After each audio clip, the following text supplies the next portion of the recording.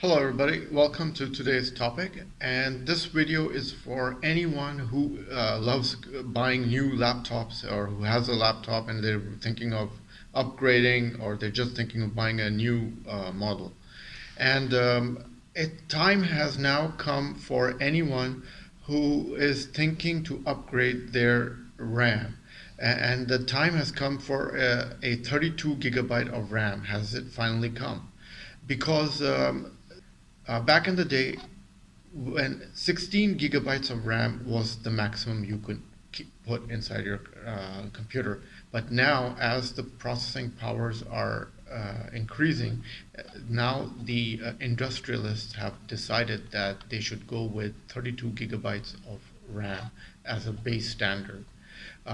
They have established that 640K of memory isn't quite enough for anyone, but the correct amount of RAM remains a hot debate topic.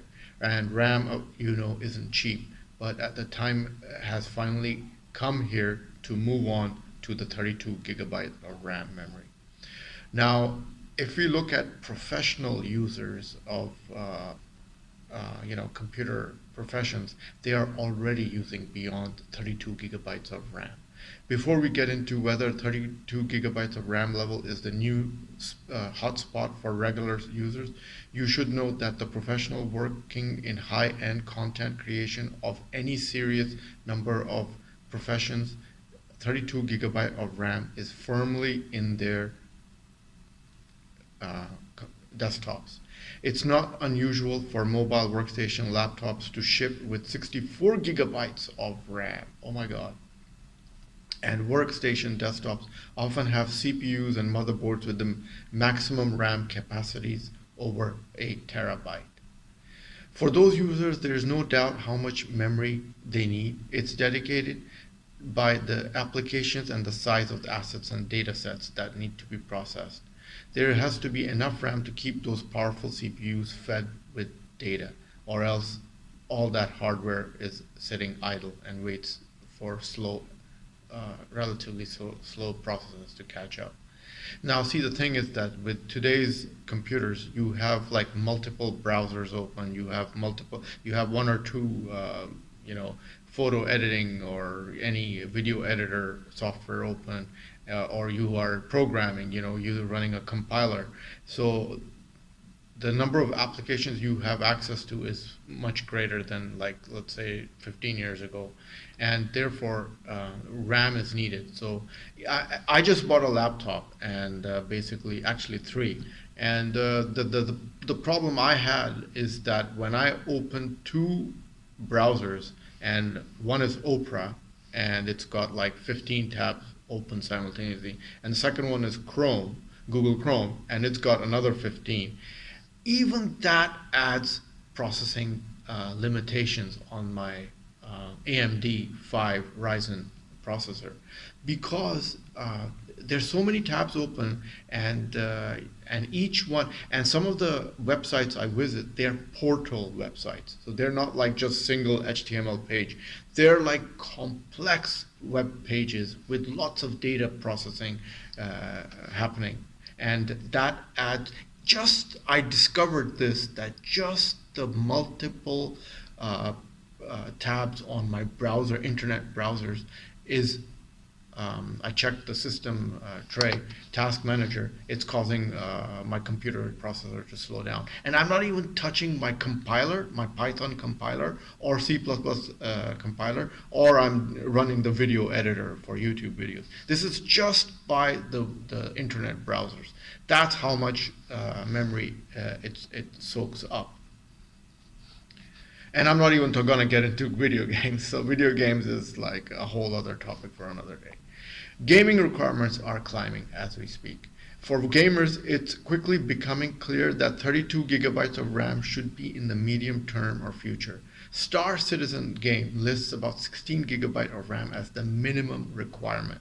Spider-Man Remastered requires 32 gigabytes of RAM for its highest setting using ray tracing. And you know what ray tracing is. It parses like the next graphics that are happening in the game before you make a action with your character, and that's what ray tracing is about.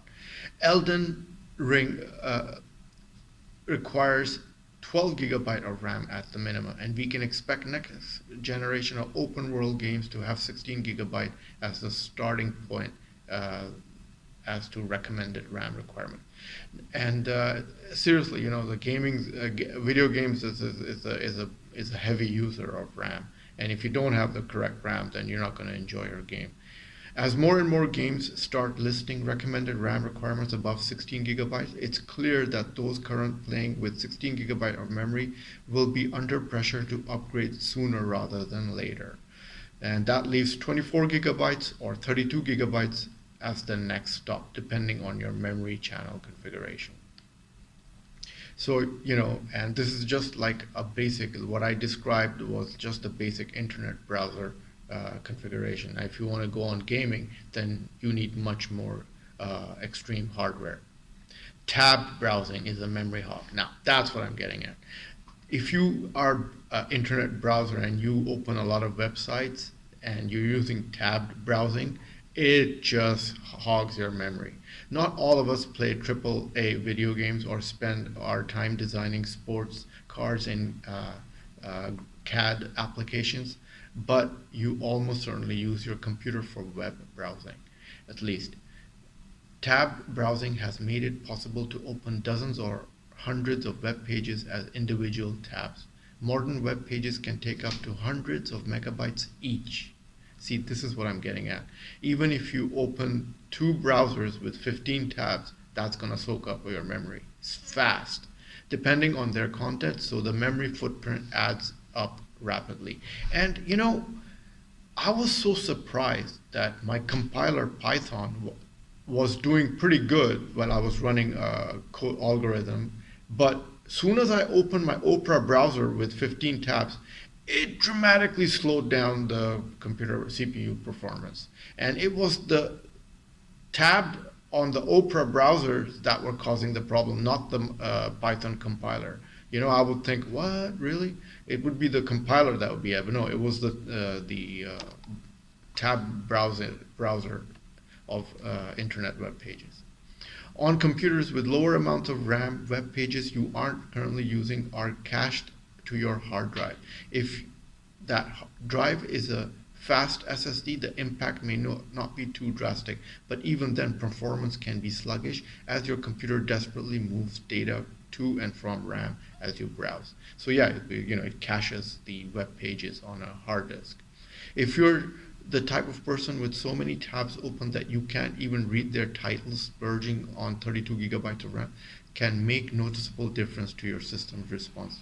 Now, somebody said that if you get 32 gigabytes of RAM, it's not going to make much difference from 16 gigabytes because 5-6 years ago, the RAM wasn't as advanced. But now the RAM they're coming out with is that it will make a difference. So somebody told me, but I think he gave me wrong advice. He said that if you go for like 30, but back in the day they didn't have 32 gigabytes. But he said that if you are building a high-end machine and you have to get 32 gigabytes, it was possible to outsource like particular RAM from certain companies on online orders. But he said that it's not going to make a difference.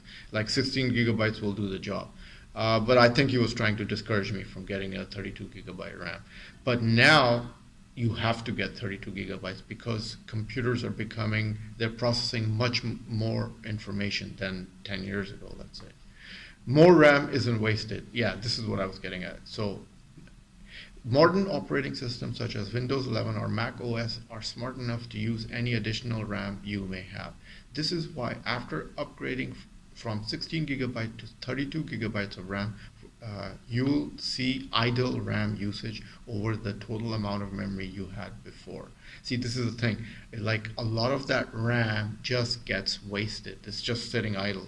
It's because you're not using that much power. It's just like the extra above 16 gigabyte, 24 gigabyte, or 32 gigabyte. It's just not being used. You're probably using like 8 gigabytes of RAM at any given moment. Operating system can preload applications or frequently use data so that when you click that button, the representative is much faster. Using RAM that isn't currently required by a running application as standby memory is usually doing a good thing. Now the thing is that it depends what you are using. What are you using your computer for? Like, I'll give you my example. I use my computer for three main tasks. First of all, it's internet browsing and just making YouTube videos, and I use a pretty advanced video editor, so I need a lot of RAM to process the video footage that I'm making like right now, and to use it in the computer. That's the first thing that I use it for. The second important application I use is for coding. So I use like Python compiler and a C++ compiler. I have different machines for each compiler, so it doesn't get bogged down. And then I use various IDEs on each one. For Python, I have 2 or 3 IDEs on one laptop. On another laptop, I have for C++ and another 1 or 2 IDEs, such as Eclipse and Visual Studio Code. Now the thing is that I also play games, so I have another computer just for games. So that one is a really high-end machine. So you need to have a machine dedicated with enough resources to do that specific job. And like I wouldn't go and play a video game on my internet browser or YouTube videos because the machine isn't powerful. And same thing with, I wouldn't go do coding on the internet browser and YouTube production laptop because it's not, the specs don't have that to handle it, and so I have a dedicated machine for each one. So you need a specific RAM for each application that you use. And multitasking matters. We've discussed the memory requirements of single application, but a major strength of modern PCs is multitasking. And if you want to run multiple applications simultaneously, you need enough RAM to house it all. If you don't, the computer is forced to shift RAM contents to a drive instead, which is ordered of magnitude of slower than RAM.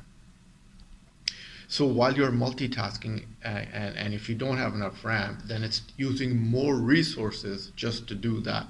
And if you have less RAM and then you're doing multitasking, then the time it takes to switch from one application to another, it takes like 2-3 seconds or 5 seconds even, depending on which application you're using. So if you have more RAM, obviously it makes common sense to do multitasking much faster. While your tab-heavy browser or your video game might not consume 32 GB of RAM by itself, together, they could make short work out of it. Modern computers also have CPU cores, and it's becoming normal to have 8 cores. Core counts quickly reach silly levels from the mid-range and beyond. So quad core, 8 cores, so it uses up the CPU real fast. Having many cores means your computer's CPU can easily do several heavy tasks at once. But it doesn't have enough RAM, the total number of cores is lost. If you want to keep browsing the web or watching some YouTube videos while your project renders out in the background, you'll need cores of RAM to keep things up smooth and response. This is what I mean. If you're doing multitasking and like you don't have enough RAM and you're switching application, it will take up to 5 seconds for the computer to do a full switch smoothly. Otherwise it will take even longer for lack of RAM inside your computer. And trust me, like I've owned a lot of computers in my life, and every time when I had sufficient amount of RAM, my computer experience was much enjoyable. But when I didn't have it, it was like, oh my God, this is taking forever. That's how. It's a physical, distinguishable thing that you can see on your computer performance. That's how impactful it is. Who doesn't need 32 GB of RAM? Is it time for everyone to move to 32 GB of RAM at a time the answer is probably yes. For mid to high-end gamers, heavy multitaskers, and anyone looking for smoothest computing experience possible. We can't, I mean, you can't recommend 8 gigabyte of RAM for general computing anymore. See, that's the thing. Like my laptop for the YouTube, I got 8 gigabytes of RAM, but my other high-end machines, it's got more RAM. It's got 12 gigabytes, 16 gigabyte, but I don't have 32 gigabytes of RAM. Once they will make a market supply, reasonable cost, I'm gonna get 32 gigabytes of RAM. And a non-Windows system, Windows 11 needs a sizable chunk of that, not leaving that much of even modestly memory-hungry apps. And 8 gigabytes Windows system will be usable, at least if it has an SSD. So if your computer has an SSD with an 8 gigabyte, your time will be worthwhile. But the clock is ticking as general productivity apps and web content keeps growing. So see, that's what I was talking about. For YouTube and production and browsing the internet, 8 gigabytes is enough. And even that's like pushing it. Now, 16 gigabyte of RAM seems to be the most comfortable amount for gamers who don't mind playing a minimum settings in future.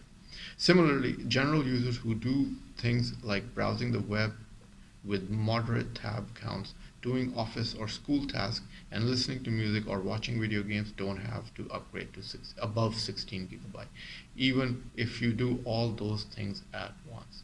So it's easy to, you don't have to get 16 gigabytes, but like this is for professional users. Like I said, I'm doing coding, I'm doing extreme gaming, and there's separate machines for that, and then there's a separate machine for internet browsing. So I've given you 3 examples, what you can use your computer for. And I've seen, I've seen a lot of guys, they buy they spend $2,000, $3,000 on a desktop machine with the latest hardware and end up not even using it for internet browsing.